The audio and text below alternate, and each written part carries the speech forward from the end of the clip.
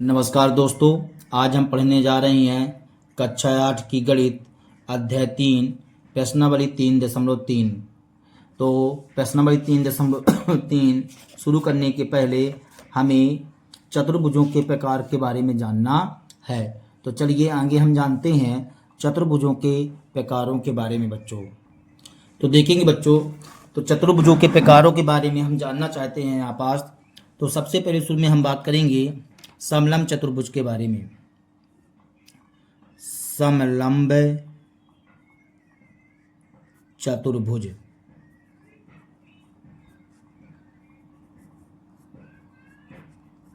तो समलंब चतुर्भुज के बारे में बात करते हैं बच्चों।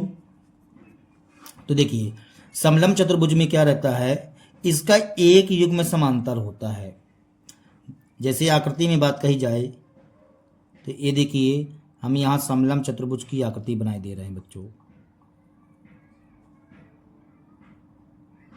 देखिए इसमें क्या है, ए वाला युग्म इस ए वाली भुजा इस भुजा के समांतर है, मतलब यह युग्म जो है समांतर है। तो ऐसा चतुर्भुज जिसका एक युग्म समांतर होता है, जिसका एक युग्म समांतर हो उसे हम समलंब चतुर्भुज कह सकते हैं बच्चों। इसका ही एक युग्म समांतर है तो हम इसे समलंब चतुर्भुज कह सकते हैं। तो यहाँ लिखिए बच्चों, ऐसा चतुर्भुज जिसका एक युग्म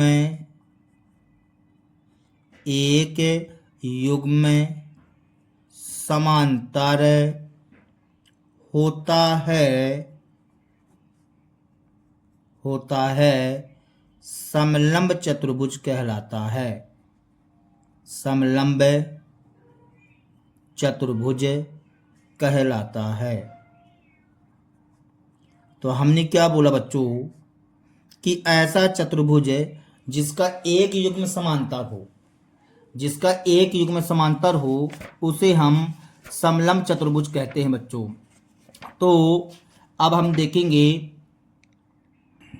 तो हम यहाँ विशेषताओं के बारे में बात करेंगे बच्चों। तो इसमें केवल एक विशेषता होती है जो परिभाषा में आ चुकी है कि इसका एक युग्म समांतर होता है। इसका एक युग्म समांतर होता है। इसका एक युग्म समांतर होता है।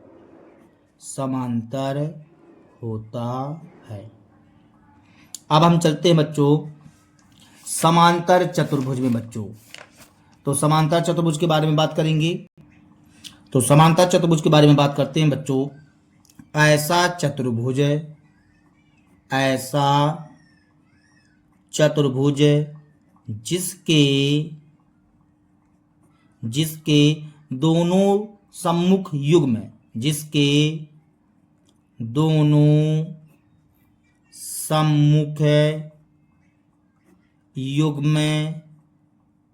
समांतर हूँ। सम्मुख युग्म समांतर हूँ, समांतर चतुर्भुज कहलाता है।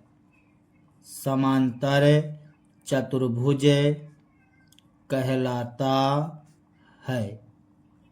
ध्यान से बच्चों देखिए, ऐसा चतुर्भुज जिसके दोनों सम्मुख का मतलब आमने सामने वाली भुजाएं, सम्मुख युग्म समांतर हो, समांतर चतुर्भुज कहलाता है।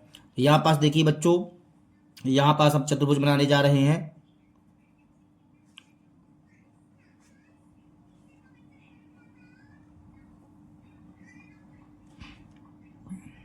तो यहाँ पास आप देखेंगे तो ये इसके सम्मुख कहला गई, तो एक युग्म ए कहला गया। तो ए वाली भुजा जो है इस भुजा के समांतर होती है बच्चों, और ए वाली भुजा जो है इस भुजा के समांतर होती है। ए समांतर चतुर्भुज कहला गया। यदि दोनों युग्म समांतर हैं तो हम उसे समांतर चतुर्भुज कह सकते हैं बच्चों। यदि एक युग्म समांतर है तो उसे हम समलंब चतुर्भुज कहते हैं, लेकिन यहाँ दोनों युग्म समांतर है तो उसे हम क्या कहेंगे, समांतर चतुर्भुज कहेंगे। अब हम बात करते हैं इसकी विशेषताओं के बारे में।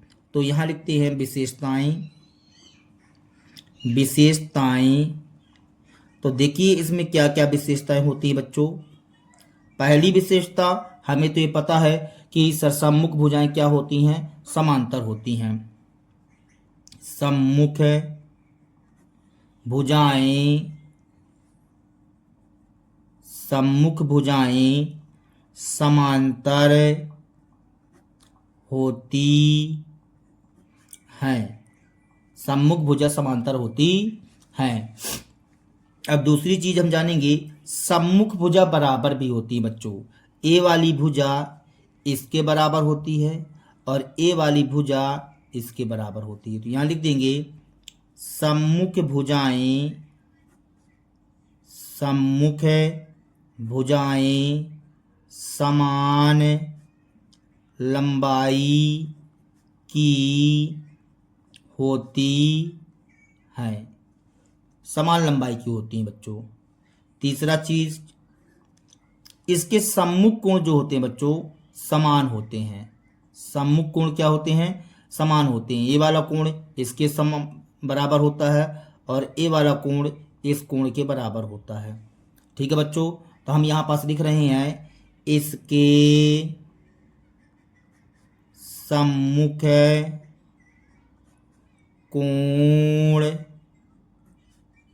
समान होते हैं।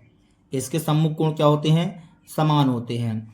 और इसके विकर्ण बच्चों एक दूसरे को समद्विभाजित करते हैं। इसके जो विकर्ण होते हैं, विकर्ण तो छोटे बड़े होते हैं लेकिन फिर भी एक दूसरे को समद्विभाजित करते हैं बच्चों।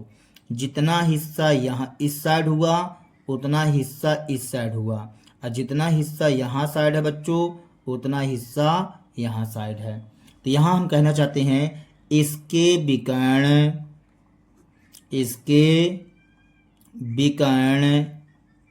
एक दूसरे को समद्विभाजित करते हैं, एक दूसरे को समद्विभाजित करते हैं। तो इसके विकर्ण एक दूसरे को क्या करते हैं बच्चों, समद्विभाजित करते हैं। तो हमने क्या क्या जाना कि समांतर चतुर्भुज ऐसा चतुर्भुज कहलाता है जिसके दोनों सम्मुख युग्म समांतर हों, समांतर चतुर्भुज कहलाता है। और इसकी विशेषताएं के बारे में बात करें तो सम्मुख भुजाएं समान लंबाई की होती हैं, सम्मुख कोण समान होते हैं तथा इसके विकर्ण एक दूसरे को समद्विभाजित करते हैं। चलिए अब हम चलते हैं बच्चों, देखिए समांतर चतुर्भुज के बारे में आप बात करेंगे तो यदि समांतर चतुर्भुज को यदि एक कब तैयार होता है, यदि मान लीजिए जैसे समांतर चतुर्भुज है तिरछा है, यदि हम इसको सीधा कर दें बच्चों तो आयत का निर्माण हो जाएगा। इसको यदि हम सीधा कर दें तो आयत का निर्माण हो जाता है। तो चलिए हम आयत के बारे में बात करते हैं बच्चों। यहाँ पास इसको आप समांतर चतुर्भुज को सीधा कर दीजिए तो हमारे पास क्या तैयार हो जाएगा बच्चों, आयत तैयार हो जाता है। तो हम यहाँ पास लिख रहे हैं आयत। आयत के बारे में बात करते हैं बच्चों। तो देखिए आयत जो होता है उसकी सम्मुख भुजाएं जो होती हैं बराबर होती हैं। आयत की सम्मुख भुजाएं क्या होती हैं बच्चों, बराबर होती हैं तथा इसका प्रत्येक कोण जो होता है वह 90 अंश का होता है। या कि हम ऐसा भी कह सकते हैं कि आयत की जो सम्मुख भुजाएं होती हैं वह समांतर भी होती हैं। ठीक है ना, तो हमारा विशेषताओं में आ जाएगा क्योंकि विशेषताएं बहुत सारी होती हैं। तो आयत के बारे में हम बात करते हैं तो अभी हमने आपको बताया कि समांतर चतुर्भुज को सीधा कर दीजिए बच्चों। ये देखिए हम यहाँ पास समांतर चतुर्भुज को सीधा बिल्कुल कर देते हैं। ये देखिए हमने समांतर चतुर्भुज को क्या कर दिया बच्चों, सीधा कर दिया बिल्कुल। तो समांतर चतुर्भुज को हमने सीधा कर दिया तो हमारे पास बन जाएगा बच्चों आयत। आयत की सम्मुख भुजाएं बराबर होती हैं, ये पता होना चाहिए। सम्मुख भुजा क्या होती है बच्चों, बराबर होती हैं। अब प्रत्येक कोण कितने अंश का होता है, 90 अंश का होता है। तो यहाँ लिखते हैं ऐसा चतुर्भुज, ऐसा चतुर्भुज जिसकी सम्मुख भुजा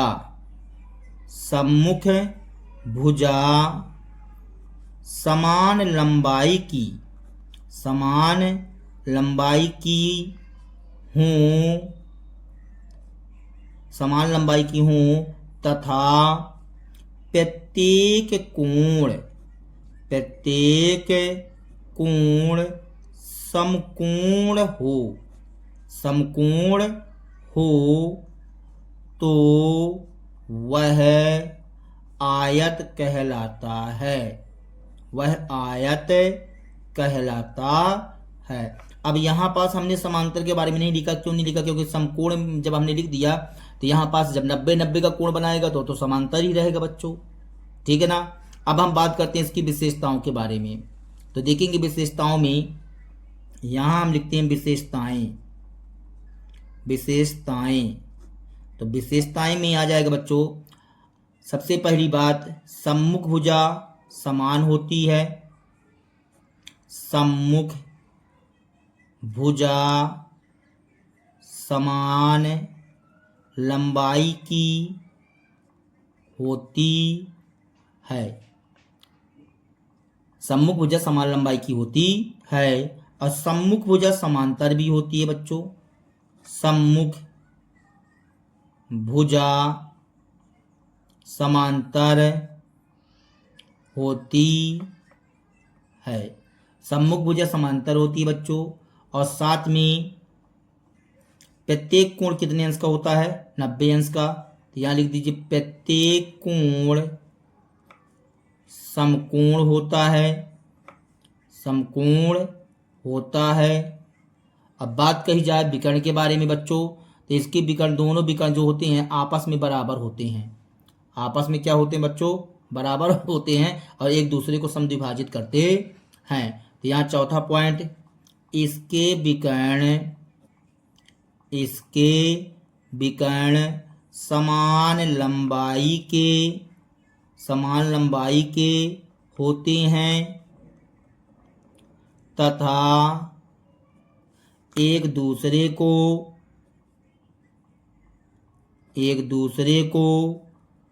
समद्विभाजित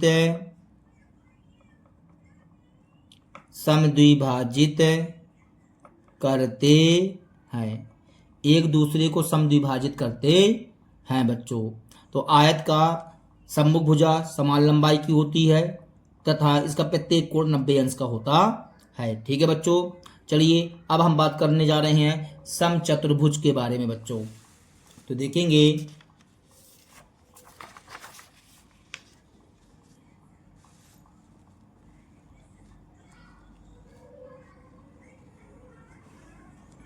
यहाँ हम हेडिंग डालते हैं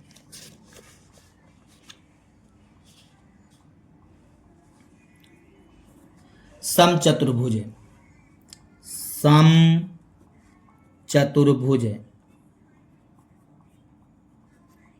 तो समचतुर्भुज क्या कहलाता है देखेंगे बच्चों। तो समचतुर्भुज में इसकी सभी भुजाएं समान लंबाई की होती हैं। सभी भुजाएं समान लंबाई की होती हैं बच्चों।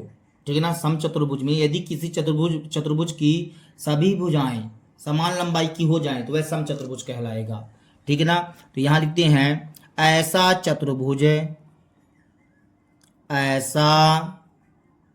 चतुर्भुज जिसकी चारों भुजाएं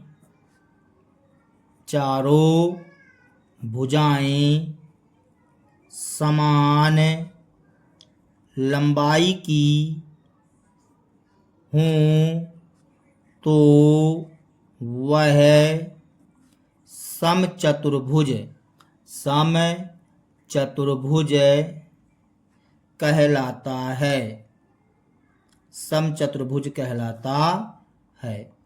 आप देखेंगे समचतुर्भुज के बारे में यहाँ पास हम चित्र बनाते हैं बच्चों।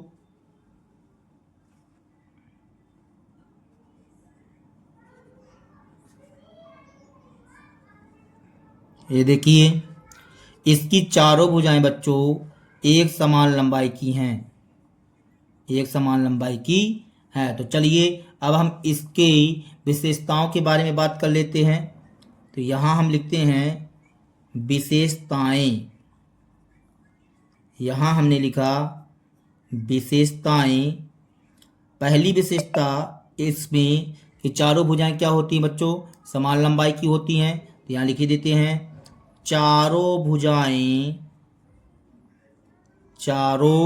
भुजाएं समान लंबाई की होती हैं।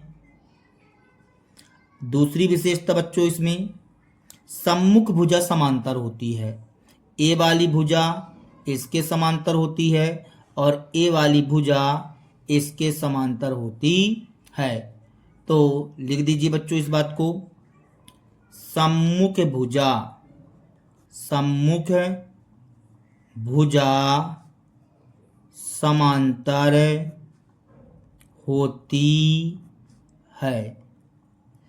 तीसरी विशेषता बच्चों, इसके सम्मुख कोण समान होते हैं। सम्मुख कोण क्या होते हैं, समान होते हैं। सम्मुख कोण मतलब ए वाला कोण इसके समान होता है और ए वाला कोण इसके समान होता है। तो यहाँ लिखेंगे इसके सम्मुख कोण समान होते हैं, समान होते हैं। इसके सम्मुख कोण समान होते हैं बच्चों। अब बात करते हैं विकर्ण के बारे में। तो इसके विकर्ण जो होते हैं, यहाँ पास एक छोटा होता है और एक बड़ा होता है, लेकिन इसके विकर्ण बच्चों समकोण पर एक दूसरे को समद्विभाजित करते हैं। यहाँ 90 अंश के कोण पर समद्विभाजित करते हैं। तो चौथा पॉइंट हम बात करेंगे, इसके विकर्ण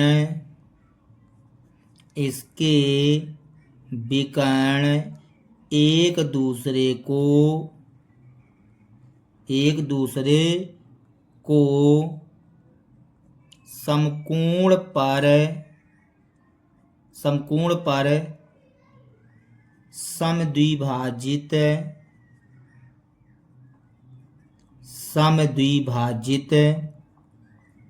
करते हैं, समद्विभाजित करते हैं।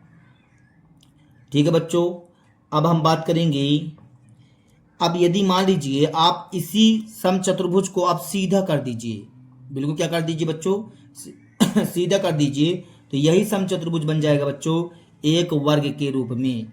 तो अब हम समझेंगे वर्ग के बारे में। तो अगली हेडिंग हमारी कहला गई वर्ग। अगली हेडिंग है हमारी वर्ग।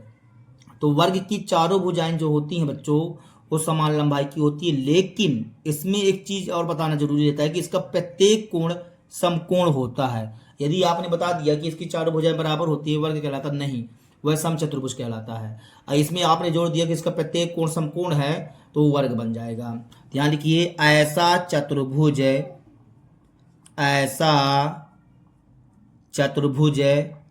जिसकी चारों भुजाएं समान लंबाई की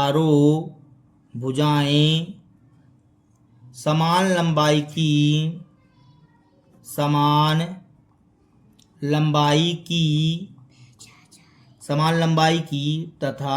इसका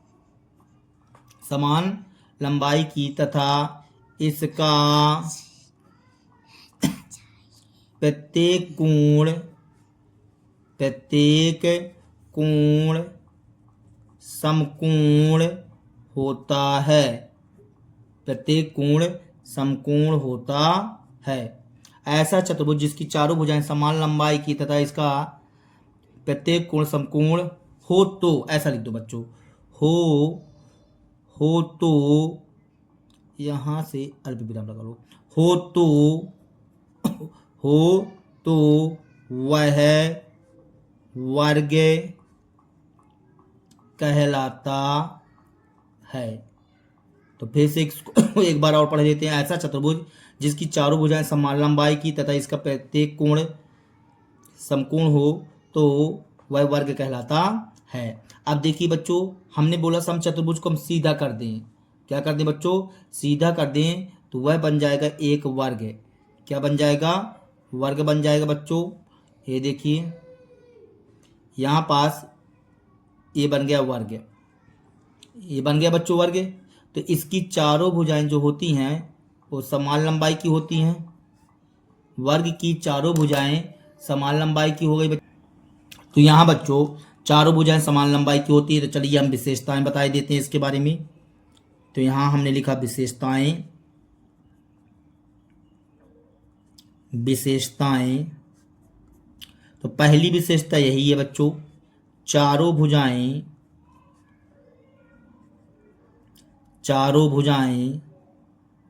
समान लंबाई की होती हैं, समान लंबाई की होती हैं।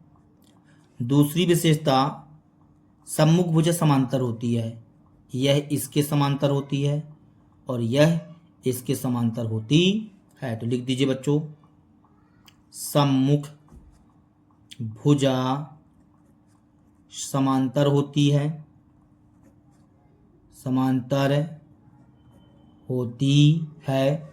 तीसरा पॉइंट बच्चों, इसका प्रत्येक कोण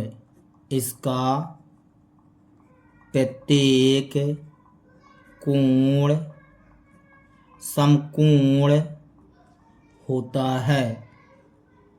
इसका प्रत्येक कोण समकोण होता है बच्चों। चौथा पॉइंट के बारे में बात करेंगे तो इसके विकर्ण बराबर होते हैं बच्चों। इसके विकर्ण क्या होते हैं? बराबर होते हैं। देखिए इसके विकर्ण क्या होते हैं बच्चों? बराबर होते हैं और समकोण पर एक दूसरे को समद्विभाजित करते हैं। तो यहाँ लिखिए, इसके विकर्ण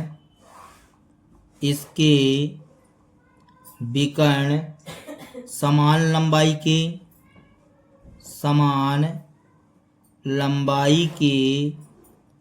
तथा एक दूसरे को समकोण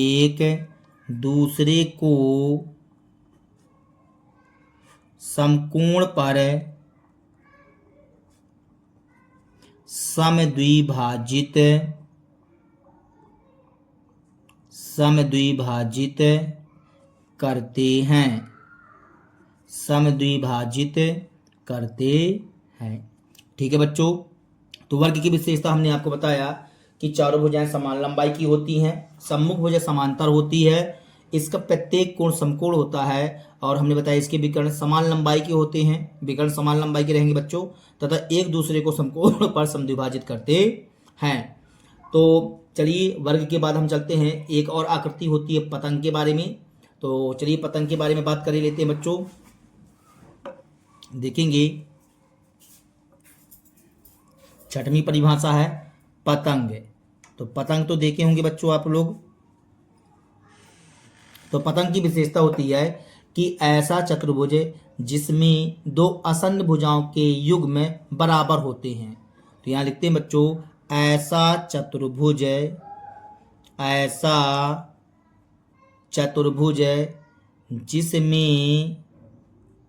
जिसमें दो आसन्न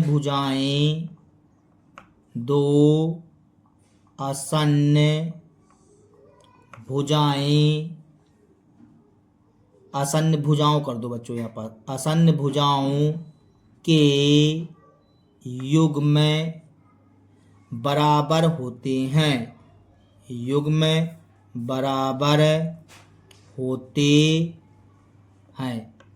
अब जैसे आकृति के बारे में बात करें बच्चों, तो देखेंगे ये आकृति आप लोग,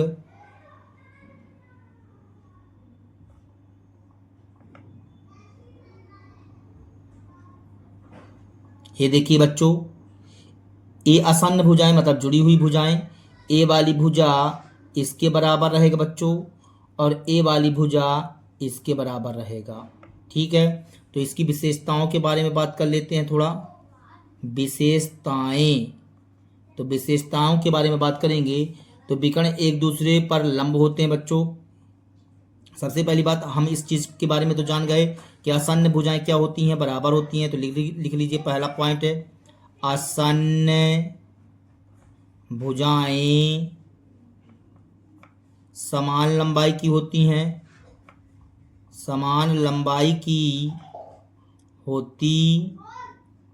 हैं, दूसरी विशेषता होती है बच्चों, इसमें विकर्ण एक दूसरे पर लंब होते हैं।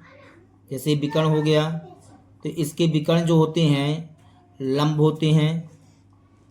तो यहाँ लिख देते हैं इसके विकर्ण एक दूसरे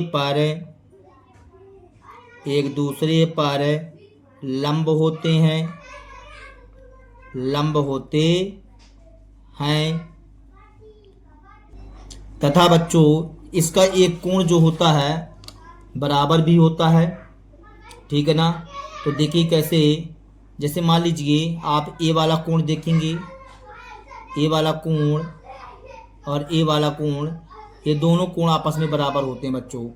ये वाला कोण और ये वाला कोण आपस में बराबर होते हैं। इसके बारे में कुछ नहीं कहा जा सकता, ये बराबर हो भी सकते हैं नहीं भी हो सकते, लेकिन एक निश्चित रहता है कि ये दोनों आपस में क्या होते हैं बच्चों, बराबर होते हैं। तो तीसरा पॉइंट हम बात करेंगे कि एक युग्म मतलब केवल एक युग्म कोण जो होता है बराबर होता है। इसमें एक युग्म कोण बराबर होता है चित्रानुसार। तो जैसे मान लीजिए हमने यहाँ नाम दे दिया ए, यहाँ बी, यहाँ सी, यहाँ डी, तो कोण बी बराबर कोण डी होगा बच्चों। तो कोण बी बराबर कोण डी, मतलब ए इसके बराबर होता है। ठीक है बच्चों। तो चलिए, यदि हमारी वीडियो आप लोगों को पसंद आई हो तो कृपया हमारे चैनल को सब्सक्राइब कीजिए, लाइक कीजिए, शेयर कीजिए। तब तक के लिए बच्चों वंदे मातरम, जय हिंद।